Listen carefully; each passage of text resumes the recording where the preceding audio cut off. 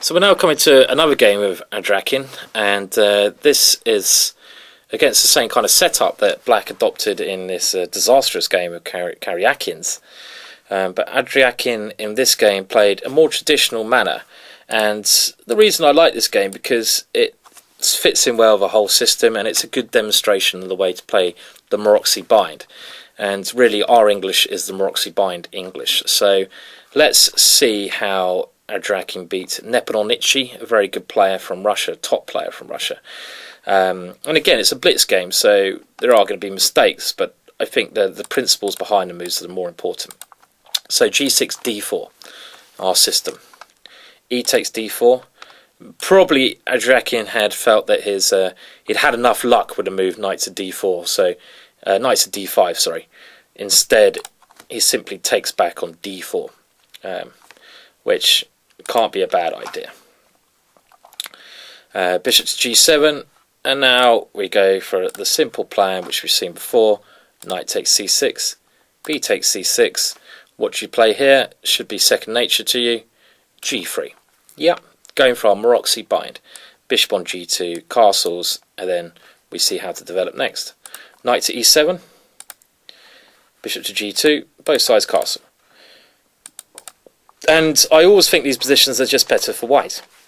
And I don't understand why players with the black pieces happily enter into them, because black may be solid-ish, but he's very passive and he's lacking space. Obviously, it's a lot harder for us in this position to play b3. It's not impossible, but it's harder. I mean, a standard plan for white here would be to put the rook on d1. There's a number of ways you can play this with white. So let's see how Adrakin went about it. d6. And now, well, white insisted on trying to put his bishop on b2. So, not an interesting idea. I mean, the other main move here is bishop g5. And I think this is a very good alternative option for white, because it's an annoying pin on the knight. And if black plays f6, well, this blocks the bishop on g7 in. If black plays h6, then you could even consider taking on c6 here, but it's a little bit messy. White wanted to avoid this, and queen d2 is more solid.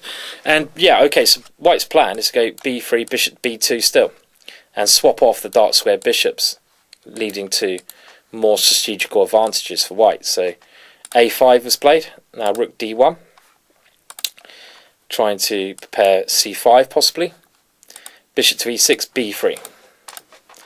And now black plays a4. So black's managed to get some counterplay on the queen side. So queen to d2, maybe a little bit over the top. I mean, another suggestion instead of queen d2 would be queen c2. This would be my preferred method. I'm not worried about bishop f5 because I go e4. And here, it looks better on c2 than d2 to me. I can play b3, bishop b2 and rook d1, but my rook is immediately threatening the queen. So this is my preferred method. But anyway, let's see how the game developed. Rook b1, pawns are taken, rook b8, queen c2. So there you go, the queen comes back to c2.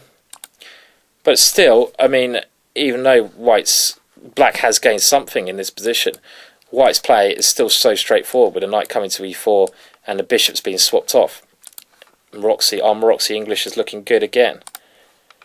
So bishop to f5, trying to deter white's knight from coming to the square. e4, bishop g4, now rook to d3.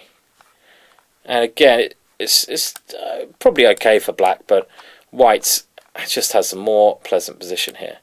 Queen to c8, and now another break we've seen a number of times before in this DVD. When you have this Maroczy position, there's a couple of things you always think about. Which pieces you want to swap off? Do you want to swap these off? But also your pawn breaks, and c5 is a major pawn break in the Maroczy position when your opponent has these two double c pawns. Point being, if he takes this now, we play knight to a4. And as well as doing one of our goals, swapping these bishops off, our knight comes to the strong c5 square. So black tried to counterattack by hitting b3, but now white changes plans somewhat. And after some complications, white goes for the knight c5 plan anyway. And again, a very pleasant position. It's only a blitz game, so black has sort of managed to hold his own somewhat in this game, but Adrakin's play is still quite nice there. And the main point, I think, is the c5 move. This is, again, one of the moves you have to remember.